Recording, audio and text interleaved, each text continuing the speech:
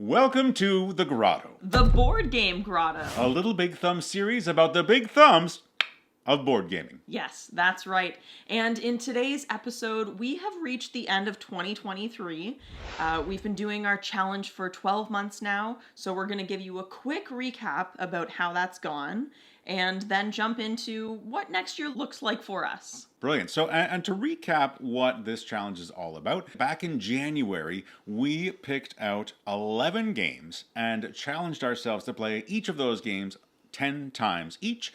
And we set ourselves a sort of a carrot at the end, a motivator to keep us going. And that was in the form of donations. For myself, I picked the Spiel Foundation, an organization that supports libraries and hospitals and senior citizen facilities and so many other places with the joy of board gaming. Bundles of board games that they donate to these organizations to make sure that folks in any situation have access to the wonderful world of play that we love so much. Yeah, and I chose the Youth Project, which is a local organization, and they are a queer organization for youth. They do all sorts of different programs and activities. Knowing me, being a queer, I went to them a lot growing up, and I just want to give back. Amazing, amazing. So, looping back to the challenge itself, the idea here is that for every game that we finish playing 10 times each, we commit to making a certain donation to that organization. And so the big question is, did we finish the challenge? What is it? 220 games between the two of us played to finish this challenge. And the answer is... We did! We did it! We did it. We finished the challenge. All of those games played, 11 games, 10 times each. So high five to you. We did it. And so we are going to be making that donation to the organizations that we have committed to. But as far as today's video goes, what I think would be a great way to spend this time would be to look back over the year through the lens of this challenge, to talk about what maybe things were, the surprises that came up along the way, challenges that we experienced along the way, and maybe as sort of like a button on this whole thing, to talk about our top 3 games from the 11 games coming out of the end of 2023 that we're still excited to play even more into 2024. Oh, did you hear my rhyme there? I did a rhyme. Yes. Yeah, that sounds perfect. I already know what my top 3 are. I have been thinking about this the whole year. I am so excited to answer that one question. Amazing. Well, I think maybe it's time to throw up a transition. I can say words. It's time to throw up a transition and get on to the next segment of this video. So let's do it. Doodly doodly. All right. So, JP, after this challenge that we managed to complete after 12 long months, was there ever a point where you didn't think that we'd be able to complete the challenge? Absolutely. Same. Absolutely. Yep. we had the point, maybe it was after the summer, like where we did the switcheroo, where we each took, I think, one game that we removed from the list and added new games. The bomb, yes, kaboom. That was for me. That was the turning point to like really to get the overdrive roaring for the end of the challenge, the latter half of it, the final leg. How about you? That makes sense. For me, I feel like it was only within the last couple of months that I was really uncertain, because I feel like most of the year I was like way ahead of where I needed to be in terms of pacing myself. Like right out the gate, I was super excited about this challenge. The first like couple months of the year, I got so many under my belt, and I put myself like way ahead of where I like absolutely needed to be, which was great. It set me up for like all the months that followed. And for a long time, I really was on top of those. But the last like 2 months, I fell a little bit behind, and I just struggled to catch up. So I wasn't totally sure. I knew that we would be like come close, if not completing the challenge entirely, but I'm really pumped and relieved that we were able to complete the challenge. Absolutely, for sure. All right, I've got a question for you, Okay. Milo.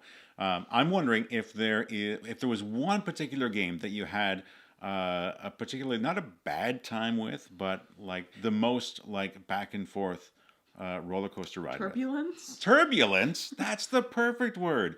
Which game did you have the most turbulence with over the course of this challenge? I'm probably going to have to answer on tour. So that was one that I was like really excited about when you had listed it. I just had like a really hard time playing it often, like getting it to the table and finding people to play with me. But recently it was put onto BGA, Board Game Arena.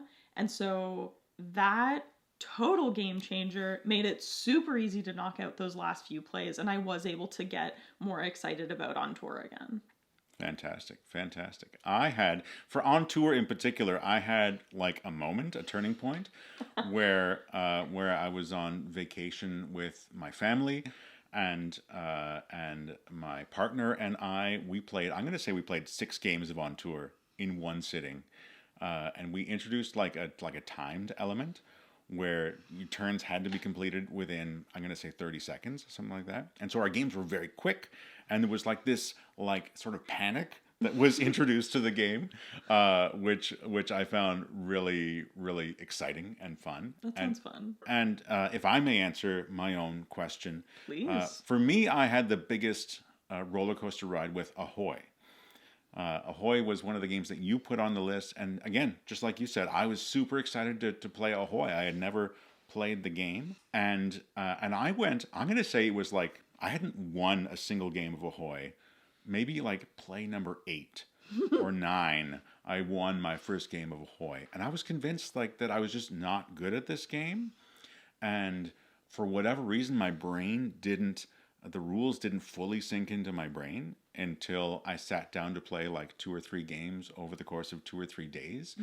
And so I had this journey of like, oh, this game's so cool. Oh, I'm really terrible at this game. Oh, maybe I'm not so terrible at this game. No, you're really terrible at this game.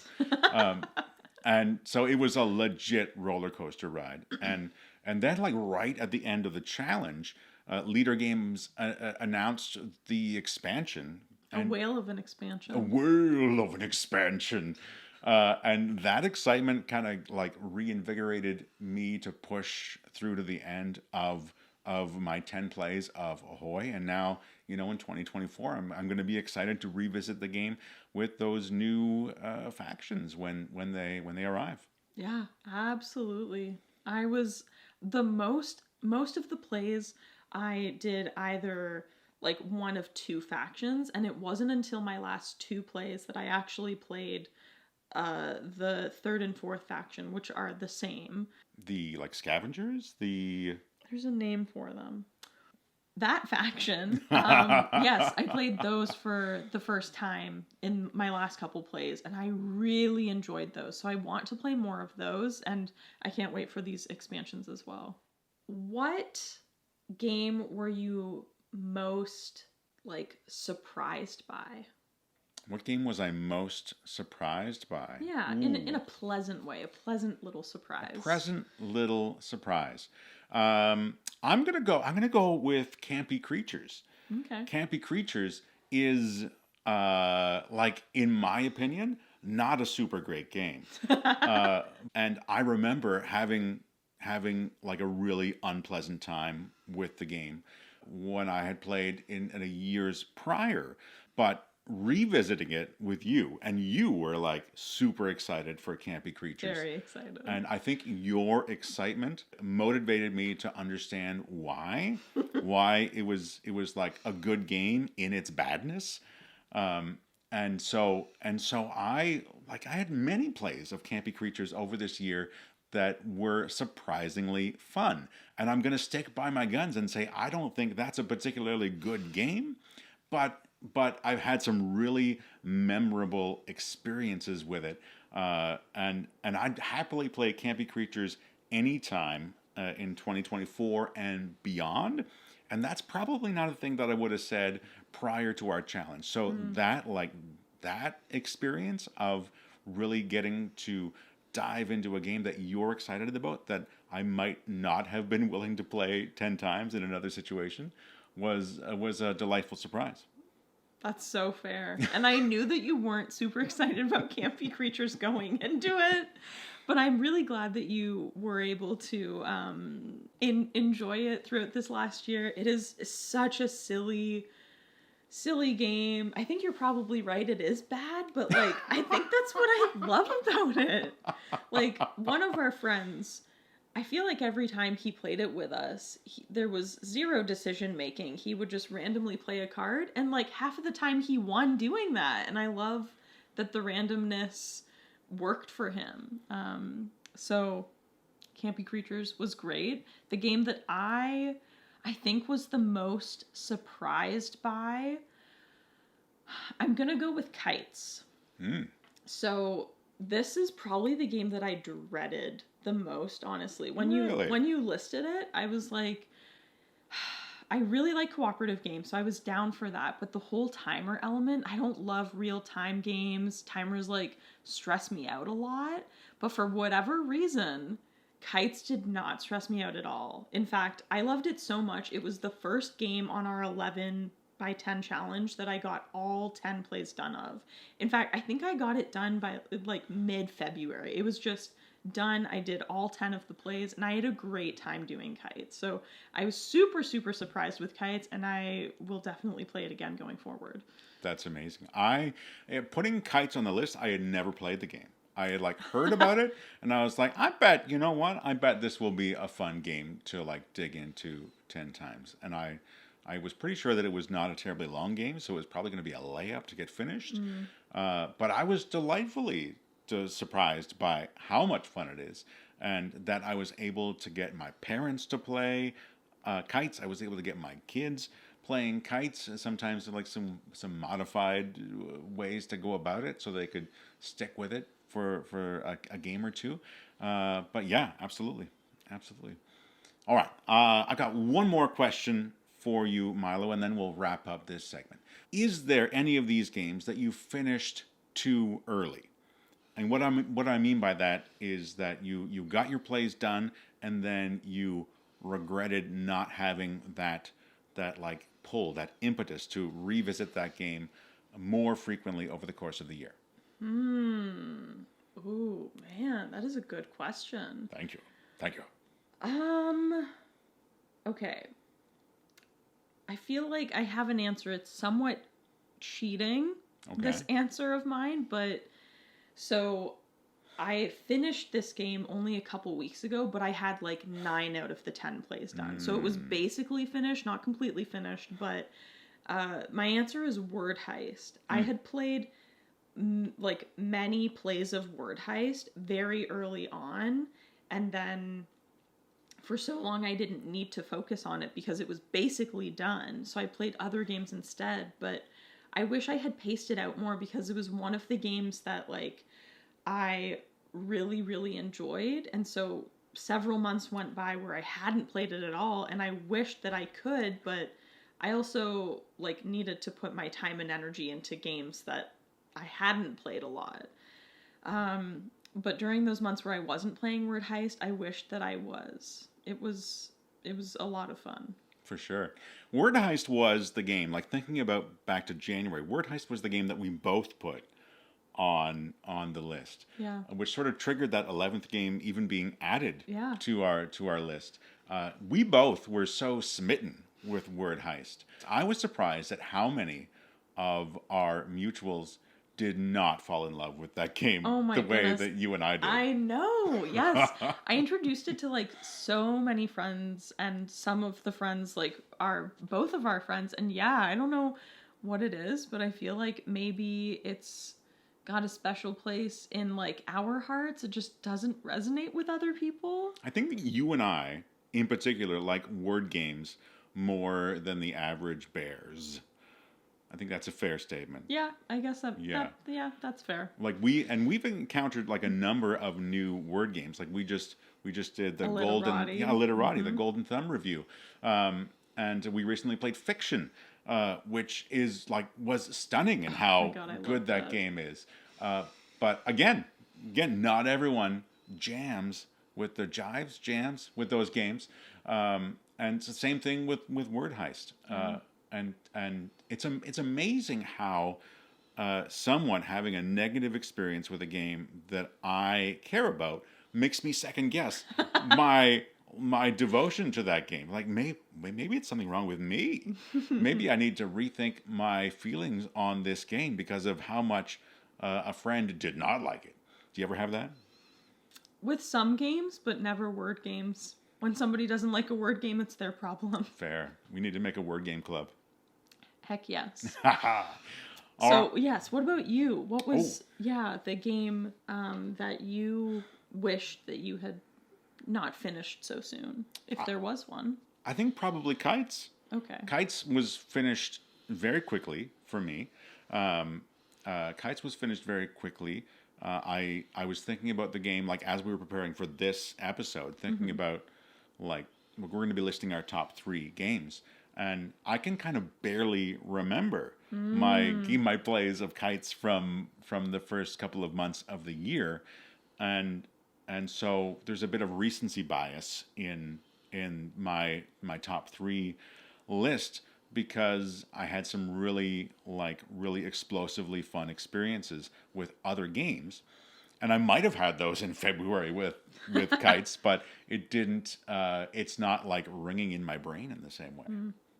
I get that. That makes sense. Yeah. So that's 4 questions that we've posed to one another for the challenge. And if you've got questions, if you've never been through a big board game challenge before and you've got questions for us, feel free to drop them in the comments of this video, and Milo and I will happily jump in there and dialogue with you. And if you don't want to go on YouTube, and maybe you want to go on someplace like Discord, we do have the Family Tabletop Community Discord server, which is a lovely growing community with some wonderful conversations happening over there. If you'd rather have that more intimate conversation, the Discord link is in the description of this video as well.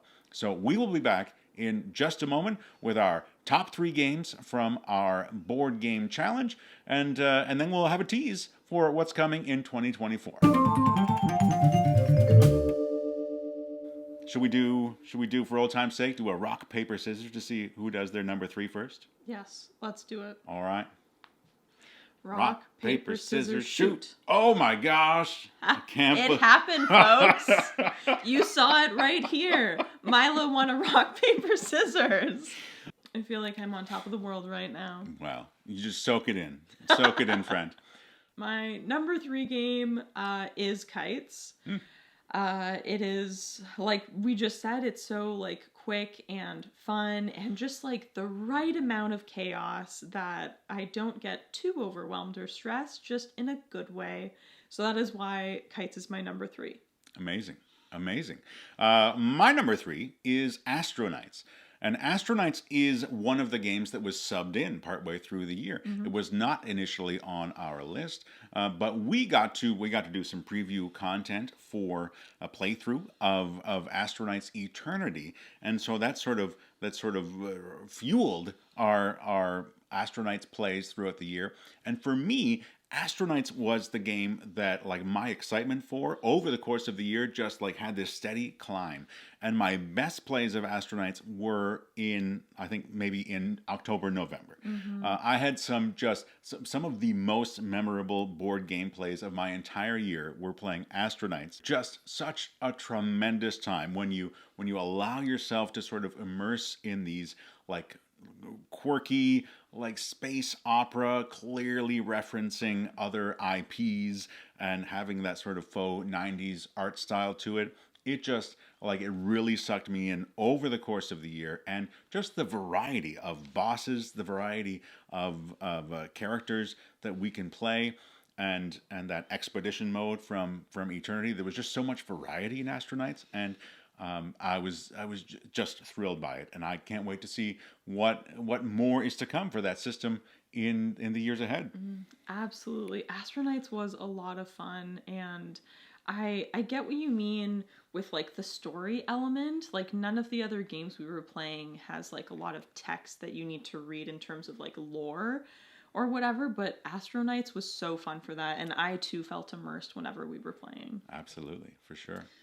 All right, my number 2 game, my second that I've chosen, is Word Heist. It remained one of my favorites throughout the entire year. I feel like that shouldn't be a surprise, but it just was so great. I feel like it's so clever, and I am ironically at a loss for words at how much I love this game.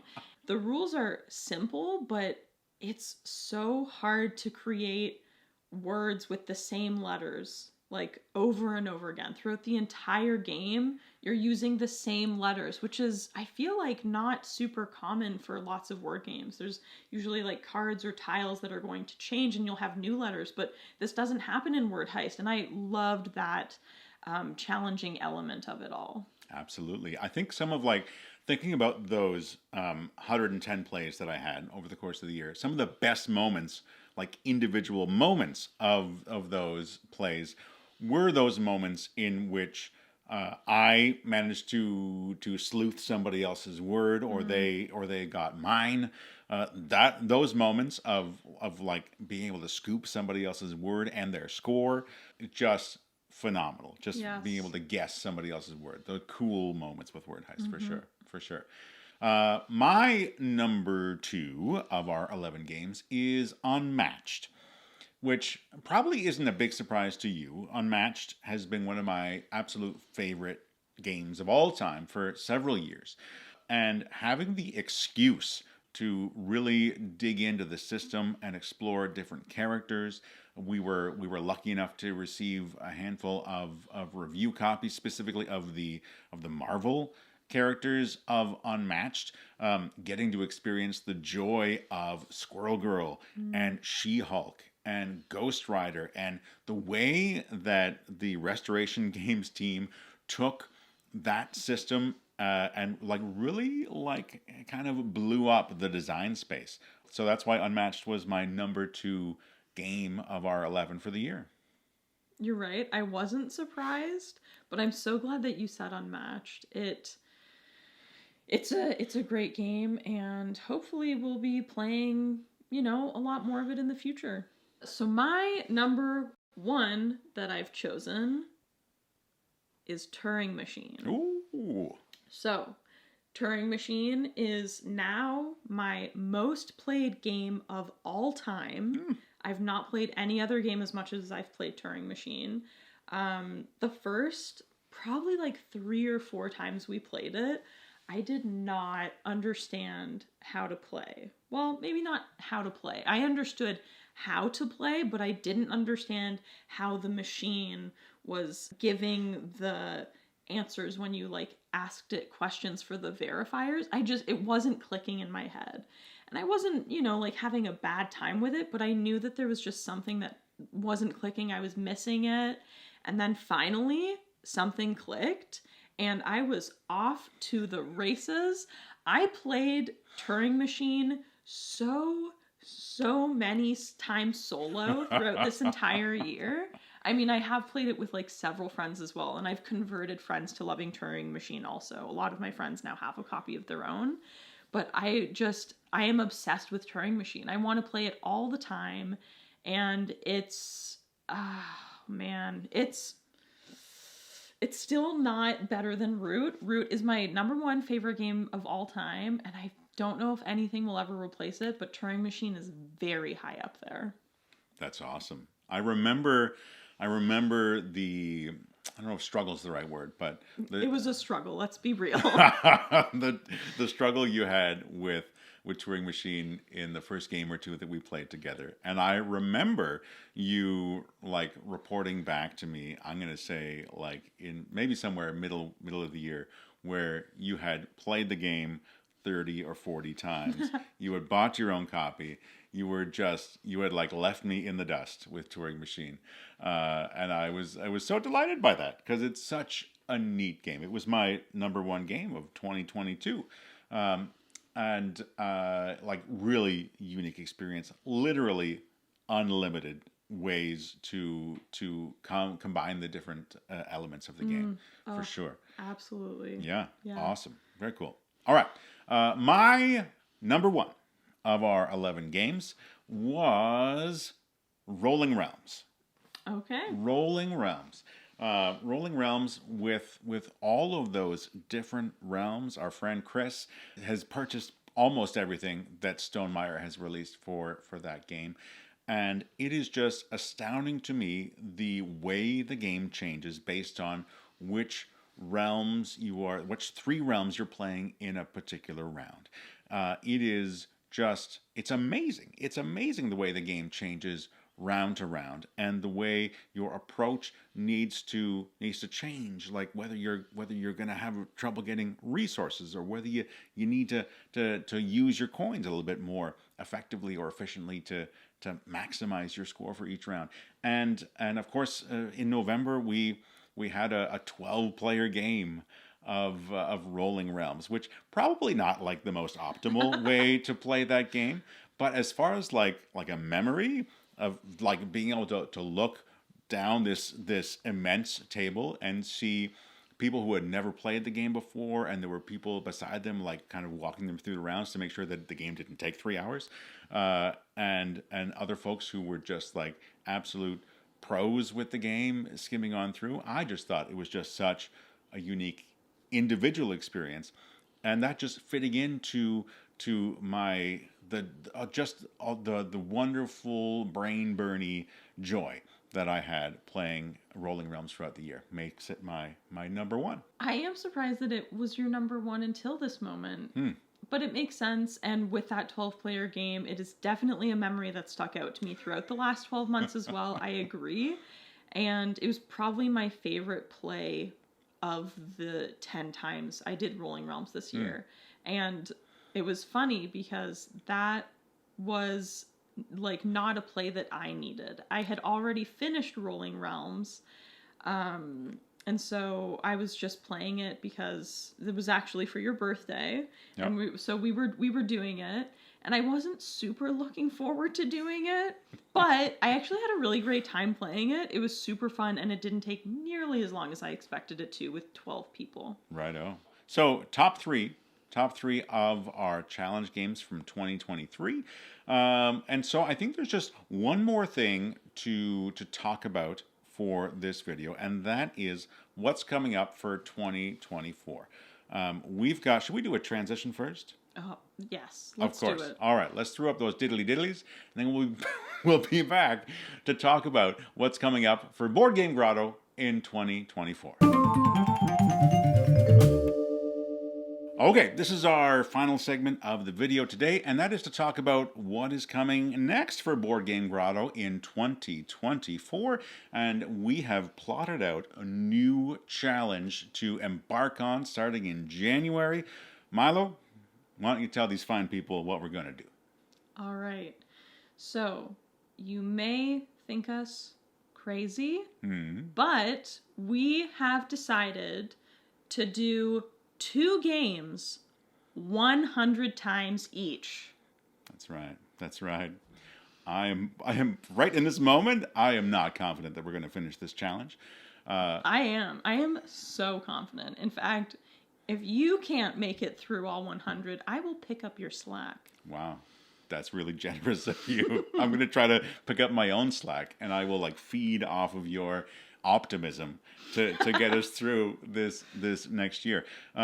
So we're going to have a similar donation structure, which we'll reveal in our January Board Game Grotto video. But we can tell you right now what games we've chosen to do 100 times each. Milo, do you want to go first? Yes. Okay. I will share that I have chosen Similo. This is a game we've talked about on the channel lots before. It's just a favorite of mine, and I've chosen it for a variety of reasons. It's a game that comes in like many different themes, so I feel like it'll be hard to get bored of because there will be so many different options in terms of like the different themes, but also mixing and matching those themes together. It's also really quick. It's cooperative. It just checks off all of the boxes for me. Amazing. Fun fact. Similo actually is a previous winner of the Golden Thumb Award. Oh, I actually don't know if I knew that. Yeah, it was before it was like sort of a formal like video giveaway process that we do now. It used to just be a thing that I would just throw in, and that's why it's not like forefront of my mind that I did it, because it was in the middle of like a monthly recap of our experiences. But yeah, Similo won the Golden Thumb. My kids love this game, and so if we're both going to get that game played 100 times, I'm excited about it because my kids will be in on it.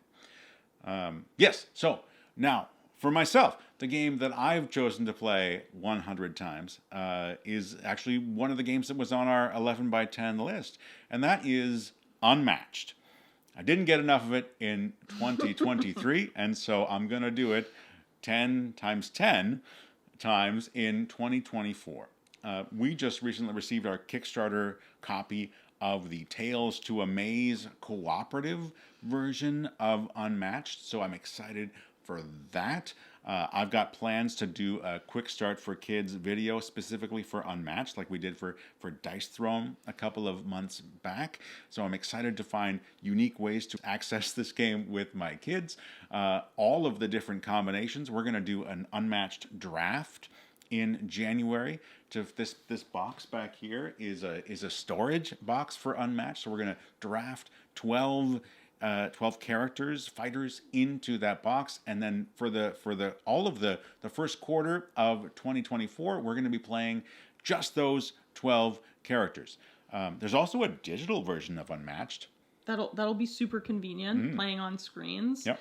I am so excited for Unmatched. I was being very coy earlier when I said that I hoped we would play it in the future.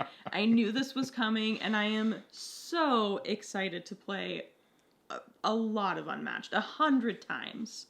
Absolutely. So that's what's coming up in 2024. I'm curious to know if there's a game that you could imagine yourself playing 100 times over the course of a year. Let us know in the comments of this video what game would be your 100 play challenge.